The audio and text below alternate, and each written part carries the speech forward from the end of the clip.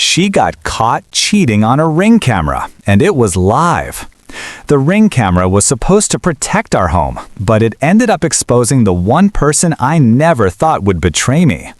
My name is Mark Thompson, and at 27 years old, I thought I had life figured out. I had a stable job as a software developer, a cozy suburban home I was proud to own, and what I believed was the perfect relationship with my girlfriend of 3 years, Jessica. Life seemed to be following the script I'd written for myself, complete with the white picket fence and the golden retriever we'd adopted last summer. What I didn't know was that my carefully constructed world was about to shatter into a million pieces, all captured in high definition by my neighbor's security camera. Jessica and I had moved into our modest 2-bedroom house in a quiet neighborhood just outside of Chicago 2 years ago. It was our first real home together, and we'd spent countless weekends painting walls, assembling furniture, and turning it into our sanctuary. I worked long hours, sometimes 12 to 14 days, to afford the mortgage and what I thought was our shared future. Jessica worked part-time at a local boutique while studying for her master's degree in marketing. Our schedules often meant I left before she woke up and returned after she'd already started dinner, but we made it work, or so I believed. Our neighbor, Mr. Henderson, was a retired widower in his 70s who lived alone. His children had installed a Ring camera pointed at his front porch and driveway after someone had attempted to break into his car the previous year. The camera's angle was such that it captured not only his property, but also a portion of our front porch and entryway. I never paid much attention to it. It was just another feature of our suburban landscape, like the neatly trimmed lawns and the American flags hanging from porch railings. Jessica was beautiful in a way that still made me double-take even after 3 years together. She had long chestnut hair that fell in waves past her shoulders, piercing green eyes that seemed to change color with her mood, and a smile that could light up a room. She was vivacious and outgoing, the complete opposite of my more reserved nature. Where I was methodical and planned, she was spontaneous and carefree. I supposed that was part of what drew us together. We balanced each other out. In retrospect, there were signs I should have noticed. The phone calls she'd take in another room, her sudden need for girls' nights out that happened more frequently, the way she'd sometimes flinch when I came up behind her unexpectedly. But love is blind, or perhaps I was just willfully ignorant. I trusted her completely, never imagining that the woman I planned to propose to on our upcoming anniversary might be living a double life. The morning it all began started like any other Tuesday. I woke up at 5:30 a.m. to the alarm on my phone, carefully extricating myself from the bed so as not to wake Jessica. She murmured something in her sleep and rolled over, her hair fanning across the pillow. I stood for a moment watching her, feeling that familiar surge of affection and gratitude that this amazing woman was in my life. In the dim light of dawn, she looked peaceful, innocent, the woman I had fallen in love with. I showered, dressed, and made coffee, leaving a note on the kitchen counter as I always did. "Have a great day. Love you, M." Our golden retriever Max followed me to the door, his tail thumping against the hardwood floor. I knelt to scratch behind his ears, promising him a long walk when I got home. As I stepped outside into the cool September air, I glanced across the street at Mr. Henderson's house. The small black camera mounted near his front door blinked with a tiny red light, a silent sentinel recording the comings and goings of the neighborhood. I gave it no thought as I got into my car and backed out of the driveway, already mentally organizing my workday. The traffic was heavier than usual, and I arrived at the office 10 minutes late. The day was packed with meetings and coding deadlines, the usual chaos that came with working for a fast-growing tech company. Hours passed in a blur of screens, spreadsheets, and sterile conference rooms. It wasn't until around 2:30 p.m. that my phone buzzed with a notification that would change everything. The notification that appeared on my phone screen was from the Ring app, which I'd installed months ago when Mr. Henderson had asked me to help him set it up. He wasn't tech-savvy and had given me access so I could help troubleshoot any issues that arose. The notification read, "Motion detected at Henderson's front door." I normally would have ignored it. Mr. Henderson had regular visitors, including his children, a housekeeper, and various delivery services, but something made me tap the notification. Perhaps it was boredom during a lull between meetings, or perhaps it was some sixth sense that something was amiss. The live feed loaded on my phone, showing a clear view of our front porch. At first, I didn't see anything unusual. The autumn leaves scattered across our walkway rustled in the breeze, and the pumpkin Jessica had painted last week sat cheerfully by our front door. Then, a car I didn't recognize pulled up to the curb in front of our house. It was a sleek black sedan, expensive looking and well-maintained, nothing like the beat-up Toyota most of Jessica's friends drove.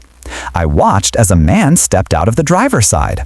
He was tall and dressed in what appeared to be expensive business attire, a tailored suit, polished leather shoes, and a watch that glinted in the afternoon sun. He couldn't have been much older than me, perhaps early 30s, with dark hair perfectly styled and an air of confidence that was almost palpable even through the small screen of my phone. He walked with purpose to our front door, glancing around the neighborhood as if checking for observers. My heart began to beat faster as I watched him ring our doorbell. Who was this man? Why was he at our house in the middle of a workday? Jessica hadn't mentioned expecting any visitors. I considered calling her immediately, but something held me back, a nagging feeling in my gut that told me I needed to keep watching. The front door opened and Jessica appeared. She was wearing the silk robe I had bought her for her birthday last year, her hair slightly tousled as if she'd just woken up. A smile spread across her face as she saw the man, a smile I had never seen her direct at anyone other than me. It was intimate, familiar, filled with a warmth that made my stomach clench. She stepped aside to let him enter, casting a quick look around the neighborhood before closing the door behind them. I sat frozen in my office chair, my phone gripped tightly in my hand. The rational part of my brain tried to come up with innocent explanations. Maybe he was a cousin visiting from out of town. Perhaps he was a delivery person with a special order. But the way she had looked at him, the intimate smile, the casual way she welcomed him into our home in her robe, none of it added up to anything innocent. The Ring camera had no audio, but I could see their body language as they stood in our entryway, just visible through the sidelight window next to our front door. The man reached out to tuck a strand of hair behind Jessica's ear, his fingers lingering against her cheek. She leaned into his touch, her eyes closing briefly in a gesture of obvious affection. Then she took his hand and led him deeper into the house, out of the camera's view. I couldn't breathe. The walls of my cubicle seemed to be closing in on me, the fluorescent lights overhead suddenly too bright. I looked around the office, half expecting to see everyone staring at me, somehow knowing that my world was crumbling. But my coworkers were absorbed in their work, oblivious to the personal catastrophe unfolding on my phone screen. For several minutes, I just stared at the still image of our front door on my phone, willing myself to wake up from what had to be a nightmare. This couldn't be happening. Not to us. Not to Jessica and me. We were solid. We were the couple everyone else envied. We had plans, a future, a history that couldn't be erased by what I had just witnessed. I thought about our relationship, searching my memory for clues I might have missed. There had been small changes lately, subtle shifts in our dynamic that I had dismissed as stress or the natural evolution of a long-term relationship. She had become more protective of her phone, always placing its screen down when I entered the room. She had started working out more intensely, transforming her already lovely figure into something even more spectacular. She had bought new lingerie, telling me it was to spice things up between us, though our intimate life had seemed perfectly fine to me. The most damning memory came flooding back, a weekend trip to visit her parents last month. I had to work and couldn't join her, so she went alone. She had called me several times during the trip, but one call stood out in my memory now. She had been whispering, telling me she was calling from the bathroom because her mother was sleeping in the next room. At the time, I hadn't questioned it. Now, I wondered if she had even been at her parents' house at all. My phone buzzed again, pulling me from my thoughts. It was another notification from the Ring app. The camera had detected motion once more. I frantically tapped the notification, my hands trembling slightly as I waited for the live feed to load. When it did, I saw nothing unusual, just our empty porch, the autumn leaves, the painted pumpkin. But I knew what was happening inside our home, behind the closed door that was just visible in the frame. I closed my eyes, trying to control the nausea rising in my throat. The image of Jessica's smile as she welcomed that man into our house was burned into my mind. How long had this been going on? Was this the first time, or had she brought him to our home before while I was at work, trusting that the neighborhood's daytime emptiness would protect their secret? The question of what to do next loomed large in my mind. Should I leave work immediately and go home? Should I call her and demand an explanation? Or should I continue watching, gathering evidence of her betrayal? Each option presented its own challenges. Leaving work meant explaining to my boss why I needed to leave in the middle of an important project. Calling her would alert her that I knew, potentially causing her to delete any evidence on her phone or computer. And continuing to watch felt like a form of self-torture, yet it seemed like the most logical option if I wanted to understand the full scope of what was happening. I decided to stay at work, but keep monitoring the situation through the Ring camera. I couldn't bring myself to focus on my job, but I couldn't face the alternative either. So I sat there, phone in hand, waiting for something to happen, for the next piece of this painful puzzle to reveal itself. The minutes stretched into an hour, then 2. The camera remained still, showing only our peaceful front porch, a stark contrast to the emotional turmoil raging inside me. Around 5 p.m., as my coworkers began packing up to leave, my phone buzzed again. I quickly opened the notification, my heart pounding in my chest. The live feed showed movement on our porch. The man was leaving. He walked confidently to his car, adjusting his tie as he went. He didn't look around nervously this time. He moved with the casual ease of someone who had done this before. As he drove away, I felt a strange mix of relief and dread. Relief that he was gone, but dread because I knew I would eventually have to confront Jessica about what I had seen. The next 20 minutes were the longest of my life. I sat at my desk, pretending to organize files and respond to emails, but my mind was elsewhere. My phone lay face up on my desk, the Ring app still open, displaying the static image of our front porch. Every few seconds, I would glance at it, half expecting to see something else, some other development that might change what I knew was coming. My coworkers filtered out of the office, offering cheerful goodbyes and weekend plans. I responded mechanically, my mind racing through scenarios of how the evening might unfold. Would Jessica act normally when I got home? Would there be any signs that someone else had been there? Would she look me in the eye, or would guilt make her avoid my gaze? At 5:30 p.m., I finally packed up my laptop and belongings, moving as if through water. Each action felt deliberate, calculated. I couldn't rush home, that would seem suspicious. I needed to maintain the illusion of a normal day, to pretend that I was coming home at my usual time, completely unaware of what had transpired hours earlier. The drive home was excruciating. Every red light felt like an eternity. Every car that cut me off received a silent curse.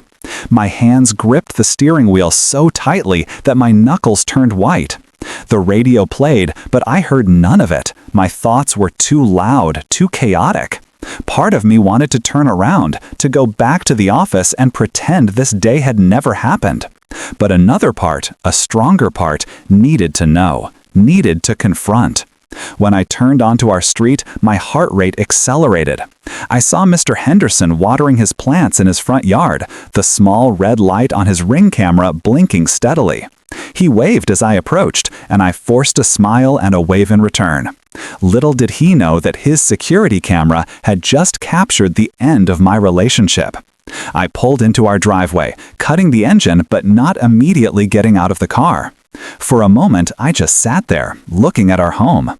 It looked the same as it always did, welcoming, familiar, safe. But now I knew it had been violated, not by a stranger breaking in, but by someone I had trusted completely. Finally, I gathered my things and walked to the front door. My hand trembled slightly as I inserted the key into the lock. The door swung open, and I stepped inside. The house smelled different, not of Jessica's usual vanilla and lavender scent, but of something else, something masculine and unfamiliar. There was a half-empty glass of wine on the coffee table. 2 glasses, actually, though only one had lipstick on the rim. Jessica emerged from the kitchen, wiping her hands on a dish towel. She was wearing jeans and a simple t-shirt now, her hair pulled back in a ponytail. She smiled when she saw me, a genuine-looking smile that might have fooled me just hours ago. "You're home early," she said, coming over to give me a kiss on the cheek. I stiffened involuntarily, and she pulled back slightly, her brow furrowed. "Everything okay?" I forced myself to relax, to play the part. "Long day," I said, my voice sounding strained even to my own ears. "Thought I'd come home and spend some time with you." Her expression softened. "I'm glad. I've missed you." She took my hand and led me to the living room. "Sit down, relax. I'm making your favorite for dinner." I sat on the couch, my eyes scanning the room for any other signs of the afternoon's visitor. On the end table, I noticed a coaster that wasn't normally there, a sleek, modern design that didn't match our decor at all. It was the kind of thing someone might bring as a housewarming gift or purchase during a business trip. It was small, insignificant, but it felt like a glaring piece of evidence. Jessica disappeared back into the kitchen, and I could hear her moving around. The familiar sounds of dinner preparation. I sat there, my mind racing, trying to figure out how to approach this. Should I bring it up now, over dinner? Or should I wait, gather more information, make sure I wasn't jumping to conclusions? But I knew I wasn't jumping to conclusions. I had seen it with my own eyes. The question wasn't whether she had been with someone else, but how long it had been happening and what it meant for our relationship. Dinner was a surreal experience. Jessica chattered about her day, a trip to the library, a phone call with her mother, a new recipe she wanted to try. She never mentioned a visitor, never gave any indication that anything out of the ordinary had occurred. She was the picture of innocence, the loving girlfriend waiting for her partner to come home. If I hadn't seen the Ring camera footage, I would have believed her completely. As we ate, I found myself studying her, really looking at her for the first time in months. I noticed the small changes that had gradually occurred. The more expensive haircut, the subtle makeup techniques that enhanced her features, the way she carried herself with more confidence than before. These weren't the changes of a woman becoming more comfortable in a long-term relationship. They were the changes of a woman trying to impress someone new. After dinner, as we sat on the couch watching television, Jessica leaned her head against my shoulder. It was her usual position, one that had always brought me comfort. But tonight, it felt wrong, like she was playing a part, going through the motions of a relationship she no longer valued. "What's on your mind?" she asked, lifting her head to look at me. "You've been quiet all evening." I considered telling her then, laying out what I knew and watching her reaction, but something held me back. I needed more information. I needed to understand the full scope of what was happening before I confronted her. So I lied. "Just work stress," I said, forcing a smile. "Big project deadline coming up." She seemed to accept this explanation, settling back against my shoulder. But as we sat there in the dim light of the television, I felt a distance between us that had never existed before. It was as if a wall had gone up, invisible but impenetrable. I knew then that our relationship was over, even if she didn't realize it yet. Later that night, as Jessica slept beside me, I lay awake, my mind racing. I thought about the man from the Ring camera footage, his expensive suit, his confident demeanor, the easy way he had touched Jessica. Who was he? A coworker? A fellow student from her master's program? Someone she had met online? I thought about our relationship, trying to pinpoint when things had started to change. Had there been a specific moment when she had decided to seek attention elsewhere? Or had it been a gradual erosion of her feelings, a slow drifting apart that I had been too busy to notice?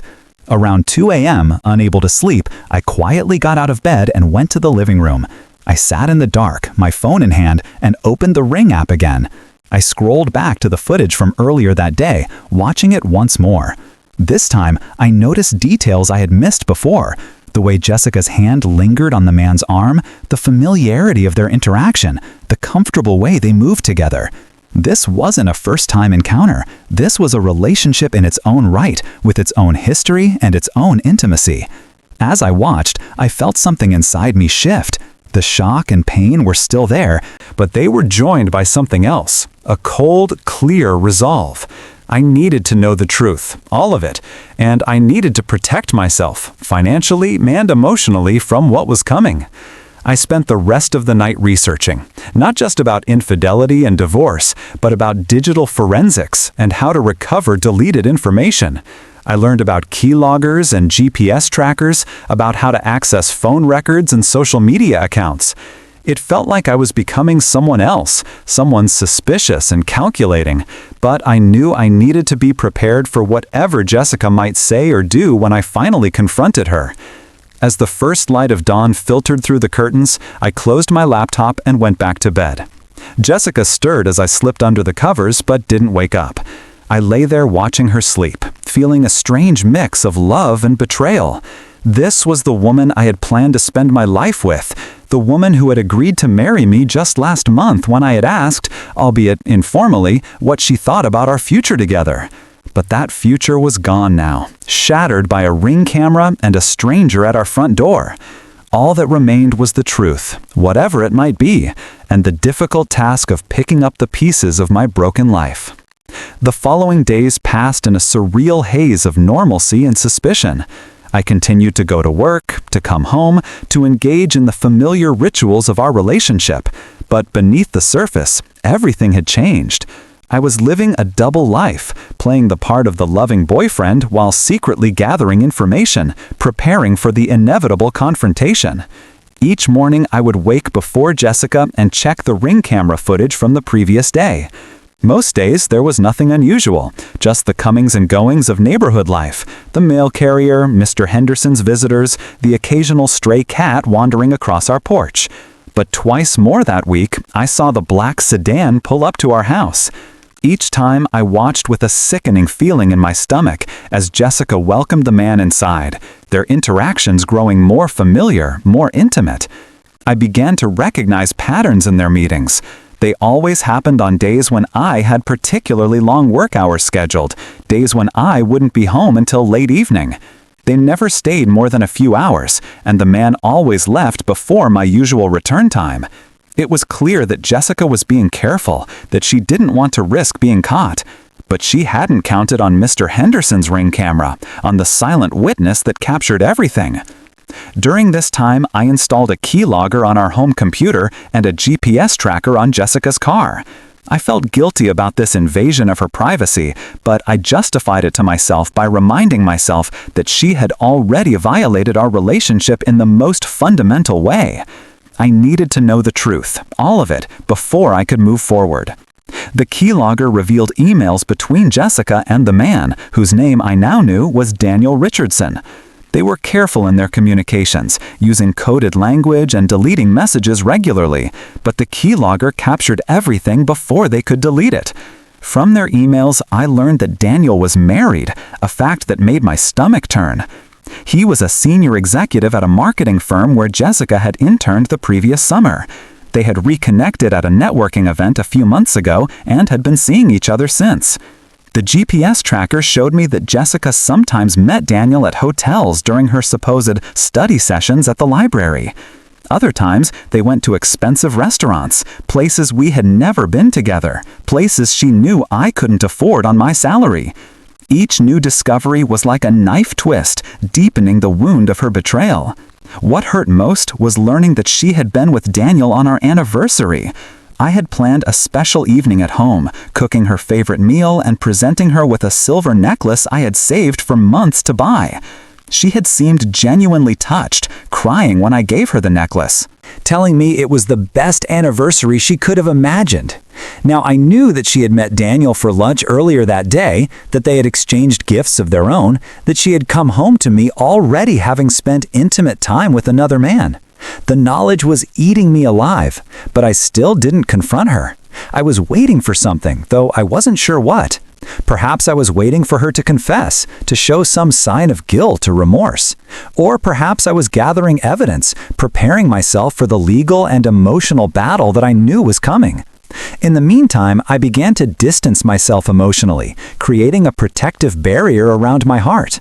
I stopped initiating physical contact, stopped planning future events, stopped talking about us and our future.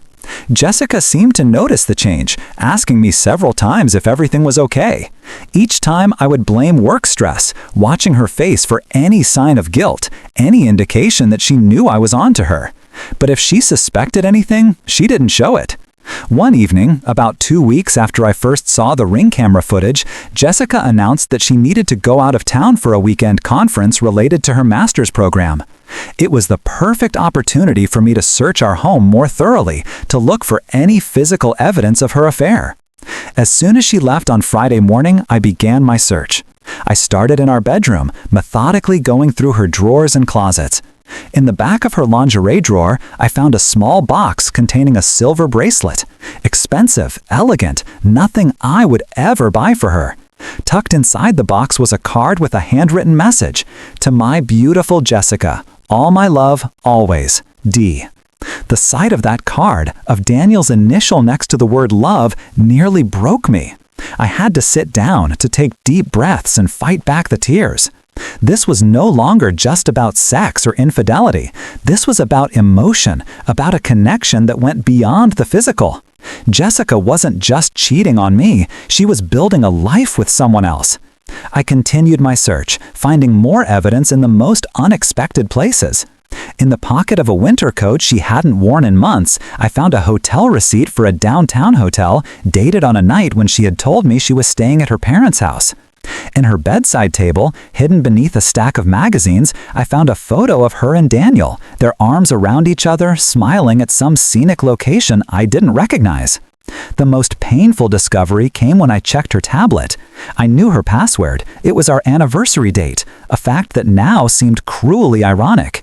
In her photo gallery, hidden in a folder labeled Work, I found dozens of pictures of her and Daniel. There were photos of them at restaurants, on what appeared to be weekend trips, even one of them kissing in what looked like Daniel's office. They looked happy, carefree, like a couple in love. It was a side of Jessica I had never seen, a happiness she had never shown with me. By the time I finished searching, I had gathered enough evidence to confirm what I already knew.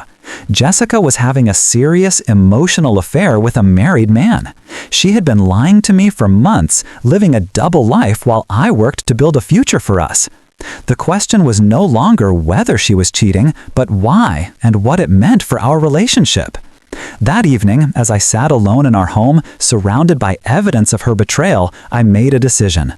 I would confront Jessica when she returned from her conference. I wouldn't do it in anger, but with the cold, hard facts I had gathered. I needed to understand. Not just why she had done it, but how she could look me in the eye every day, knowing what she was doing.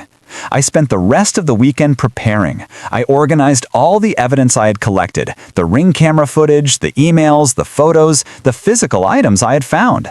I also contacted a lawyer just to understand my options regarding the house and other shared assets. I wasn't planning to end things immediately, but I needed to know where I stood legally and financially. By Sunday evening, I was as prepared as I could be. I had a folder of evidence, a list of questions, and a resolve that surprised even myself. I had moved past the initial shock and pain into a place of clarity and determination. Whatever happened next, I would face it with my eyes wide open. When Jessica returned home that evening, carrying a small suitcase and talking animatedly about her conference, I listened with a calm that belied the storm brewing inside me. She seemed happy, relaxed, completely unaware that her world was about to come crashing down around her.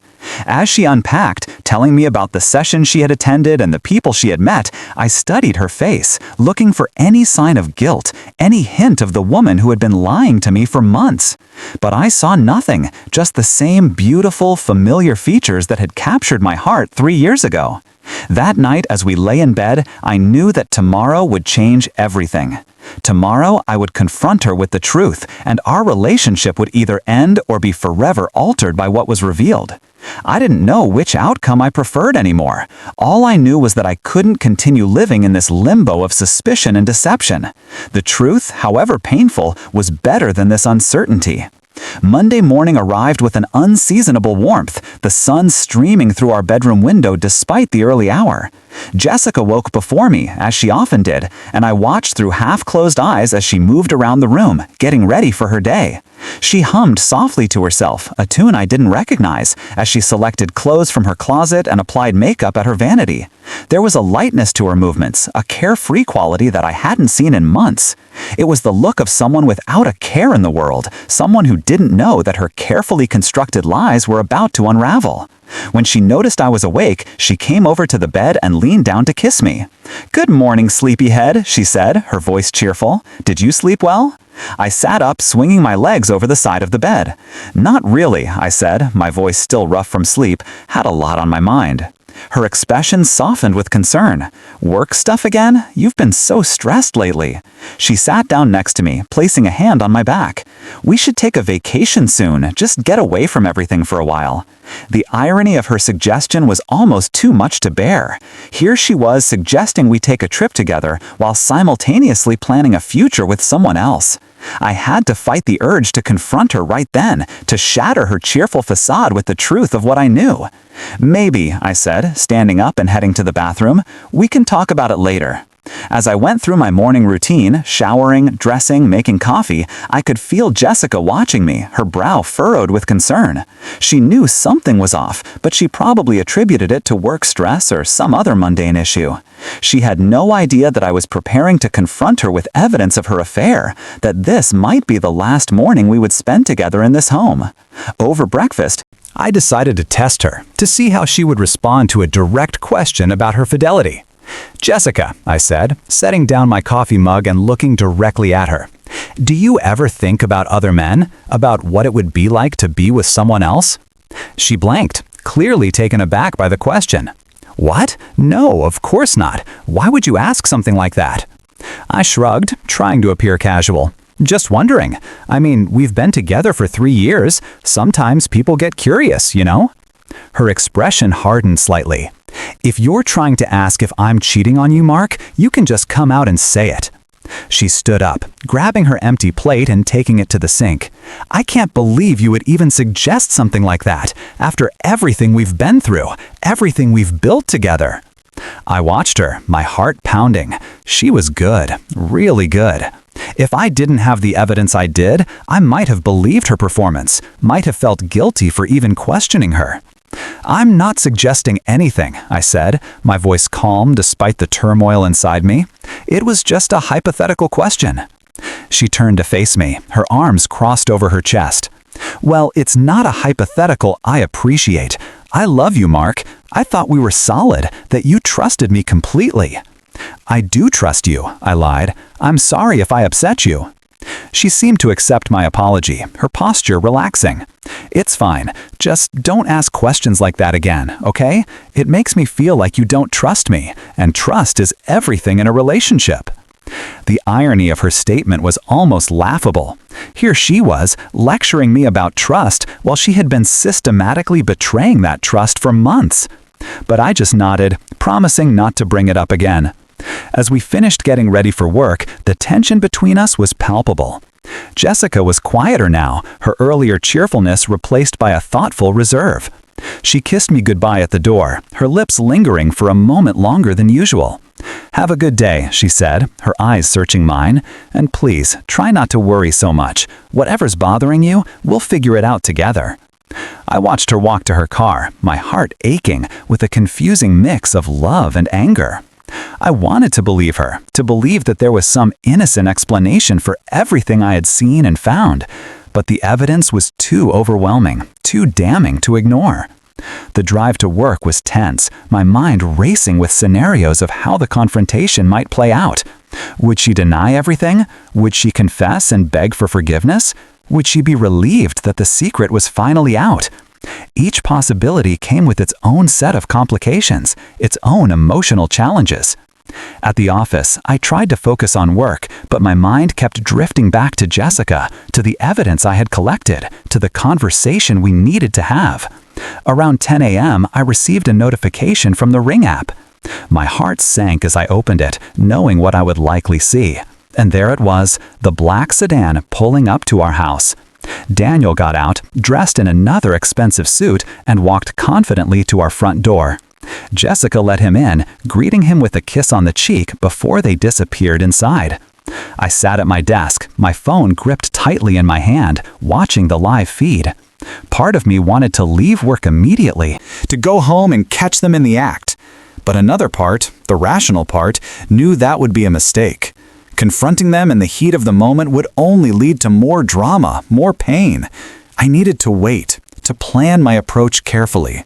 For the next hour, I kept the Ring app open on my phone, periodically checking for any movement. Finally, around 11:15 a.m., I saw them emerge from the house. Daniel had his arm around Jessica's waist, and they were laughing about something. He gave her a quick kiss before getting into his car and driving away. Jessica stood on the porch for a moment, watching him leave, before going back inside. The sight of them together, so comfortable and familiar, sent a wave of nausea through me. This wasn't just a physical affair. This was an emotional connection, a relationship in its own right. Jessica wasn't just cheating on me, she was in love with someone else. I closed the Ring app, my hands trembling slightly. It was time. I couldn't wait any longer. I needed to confront her, to get this over with, no matter how painful it might be. I sent Jessica a text message. "Can you meet me for lunch today? There's something important we need to talk about." Her response came quickly. "Sure. How about that Italian place we love? 12:30? I agreed, even though the thought of meeting at our special restaurant made my stomach clench. But it was fitting, in a way, to end our relationship at the place where we had celebrated so many happy occasions. The next hour passed in a blur of nervous energy. I organized the evidence on my phone, making sure everything was easily accessible. I also drafted a resignation letter from my job, just in case I needed to leave town for a while after the confrontation.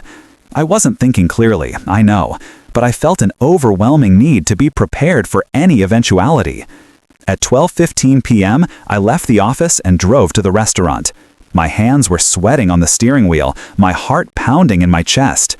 I kept telling myself that I was doing the right thing, that the truth needed to come out, no matter how painful it might be.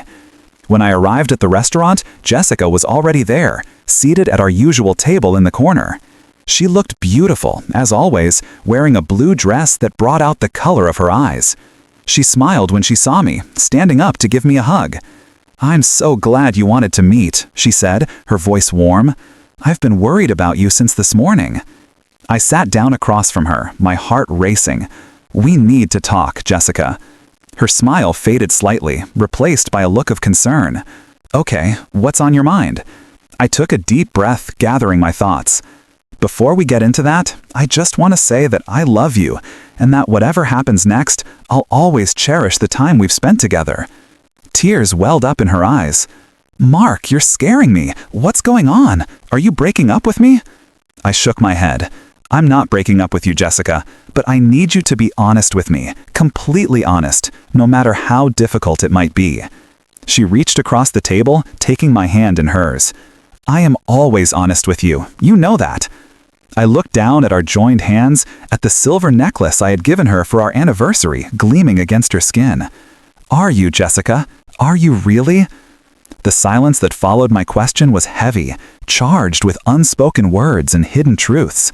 Jessica's hand, which had been warm and reassuring moments before, suddenly felt cold in mine. She withdrew it slowly, her eyes searching my face, trying to understand what I was asking. "What do you mean, am I really honest with you?" she asked, her voice barely above a whisper. "Of course I am. Why would you even question that?" I took a deep breath, steeling myself for what was to come. "Because I know, Jessica. I know about Daniel." The color drained from her face, leaving her pale and shaken. For a moment, she just stared at me, her mouth slightly agape, as if trying to form words that wouldn't come. Then she seemed to recover, her expression hardening into one of denial. "I don't know what you're talking about," she said, her voice stronger now, more defensive. "Who's Daniel?" I looked at her, really looked at her, and saw the fear in her eyes, the panic she was trying to hide behind a facade of confusion. "Daniel Richardson, the senior executive at the marketing firm where you interned last summer, the married man you've been seeing for the past few months." Her composure crumbled at that, tears welling in her eyes. How do you know about him?" I didn't answer her question directly. Instead, I took out my phone and opened the folder where I had saved all the evidence. I slid the phone across the table, turning it so she could see the screen. "I know because of this," I said, my voice calm despite the turmoil inside me. "I know because of Mr. Henderson's Ring camera, which has a perfect view of our front porch. I know because of the emails you thought you deleted. I know because of the hotel receipts and the photos and the GPS tracker I put on your car." As she scrolled through the evidence, the Ring camera footage, the emails, the photos of her and Daniel together, her shoulders began to shake with silent sobs. When she looked up at me, her face was a mess of tears and makeup, her expression a mixture of shame and disbelief. "I can't believe you did this," she said, her voice choked with emotion. "I can't believe you spied on me." "I can't believe you lied to me," I countered, my voice rising slightly before I caught myself. "For months, Jessica, you looked me in the eye every day, told me you loved me, while you were building a relationship with someone else." She shook her head, wiping at her tears with the back of her hand. "It wasn't like that. It wasn't what you think." "Then what was it like?" I asked, my frustration mounting. "Because from where I'm sitting, it looks like you were cheating on me with a married man, using our home, our bed, for your secret meetings while I was at work trying to build a future for us." "It started innocently," she said, her voice pleading. "We ran into each other at a networking event. We had coffee, talked about old times. It was just friendship at first." "Just friendship?" I asked incredulously. "Jessica, I have photos of you kissing him. I have emails where you tell him you love him. How is that just friendship?" She looked down at the table, unable to meet my eyes. "I never meant for it to happen. We connected in a way I didn't expect. He understands me in a way I don't feel you do." Her words hit me like a physical blow. All this time, I had thought we were solid, that we understood each other, that we were building a life together. But now I was learning that she felt a connection with someone else that she didn't feel with me. "Why didn't you talk to me?" I asked, my voice softer now, more hurt than angry. "If you were unhappy, if something was missing in our relationship, why didn't you tell me? We could have worked on it, gone to counseling, something." "I was afraid," she said, tears streaming down her face now. "Afraid of hurting you, afraid of losing you. I thought I could have both, the stability and love I have with you, and the excitement and passion I have with Daniel. I know that was selfish, but I couldn't bring myself to choose." "So you let me choose for me," I said. "You continued the affair, knowing that if I found out, the decision would be made for you." She nodded miserably. "I know it was wrong. I know I hurt you, and I'm so sorry. I never wanted to cause you pain." "But you did," I said, my voice barely audible now.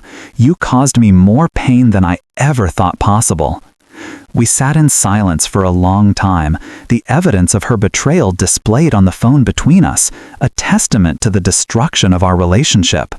Around us, the restaurant buzzed with the lunch crowd, couples and families enjoying their meals, completely unaware of the emotional devastation occurring at our table. Finally, I spoke again. "Is it over? Between you and Daniel?" She looked up at me, her eyes red and swollen. "It was over before you found out. I told him last week that I couldn't continue seeing him. I was going to tell you everything, I swear, but I was waiting for the right time." I wanted to believe her, I really did, but the evidence of her recent meetings with Daniel, including this very morning, contradicted her claim. "You saw him this morning," I said, my voice flat. "The Ring camera caught him at our house just a few hours ago." She flinched at that, unable to deny it. That was to say goodbye for good, to end things properly." I shook my head, unable to accept her explanation. "I don't know what to believe anymore, Jessica. You've been lying to me for months. How can I trust anything you say?" She reached across the table again, her hand trembling. I know I've broken your trust, and I don't expect you to forgive me right away. But please, Mark, please give me a chance to make this right. I love you. I want to be with you." I looked at her, at the woman I had planned to spend my life with, and felt a confusing mix of love and revulsion. Part of me wanted to take her hand, to tell her we could work through this, to give our relationship another chance. But another part, the part that had seen the evidence of her betrayal, knew that things could never be the same between us. "I need time," I said finally, pulling my hand back. "I need to think, to process everything." She nodded, her expression desperate. "Okay, take all the time you need. Just please don't give up on us. Don't give up on 3 years because of a mistake." "A mistake?" I asked, my voice rising again. "Jessica, this wasn't a one-time mistake. This was months of deception, of calculated lies, of emotional and physical betrayal. You didn't just make a mistake, you systematically destroyed our relationship." "I know," she whispered, tears streaming down her face again. "I know, and I hate myself for it. But I love you, Mark. I really do." "I loved you, too," I said, standing up and throwing some cash on the table to cover our uneaten lunch. "But I'm not sure I love who you've become." As I walked away from the table, from Jessica, from our relationship, I felt a strange mix of emotions: relief, sadness, anger, and underneath it all, a profound sense of loss. This wasn't how I had imagined our relationship ending, not after 3 years of shared dreams and plans for the future. I drove back to the office in a daze, my mind replaying our conversation, her expressions, her explanations. I knew, even as I sat down at my desk, that this was just the beginning of the end, that there were still difficult conversations to be had, decisions to be made about our shared home, our shared life.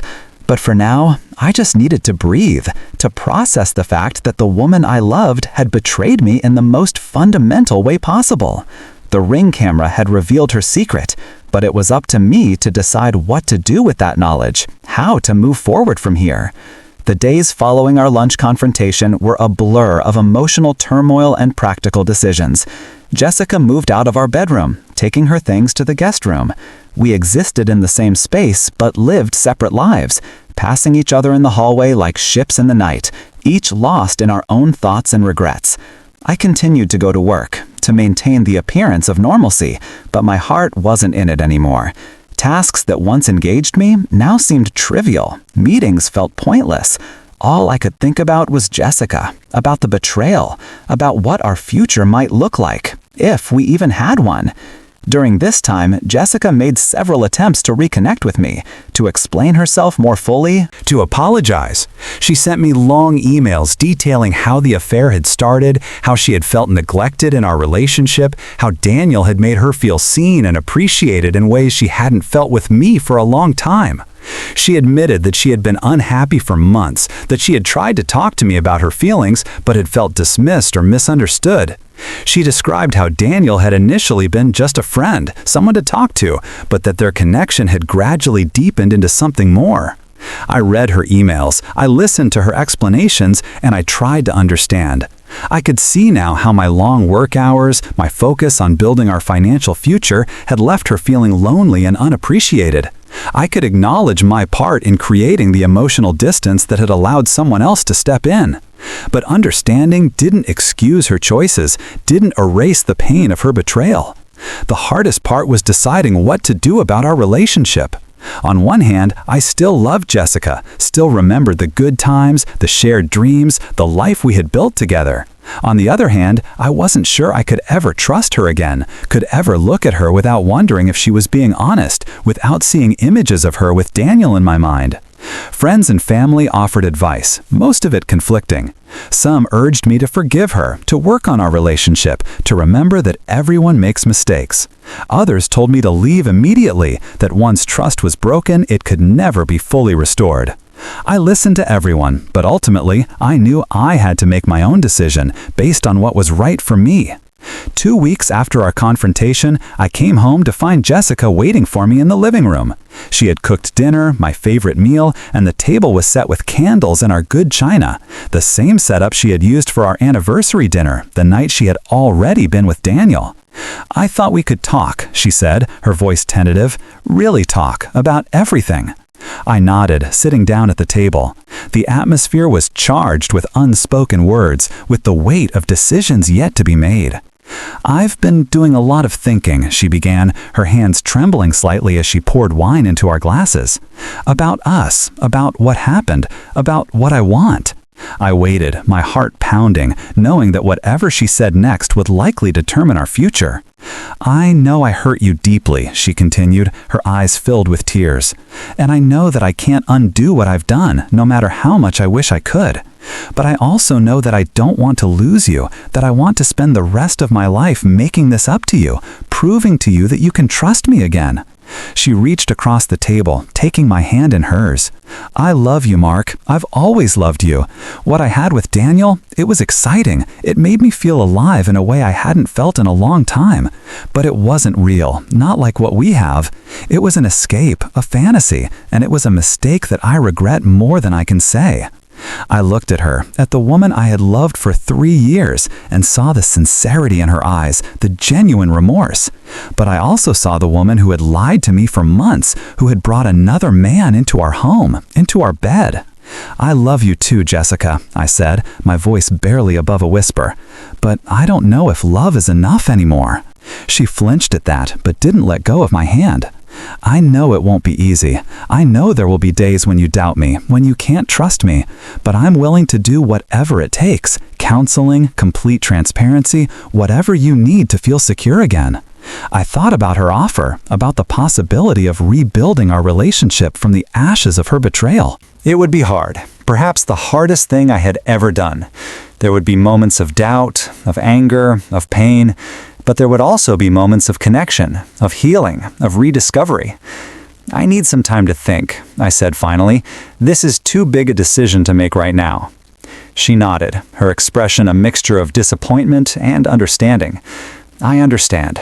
Take all the time you need. Just know that I'll be here, waiting, hoping."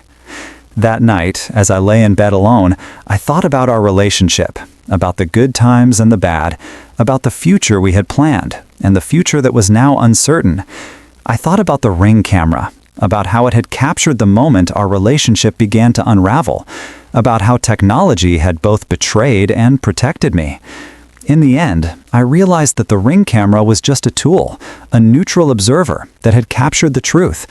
It wasn't the camera that had broken our relationship, it was the choices we had both made, the communication we had both failed, the emotional distance we had both allowed to grow between us.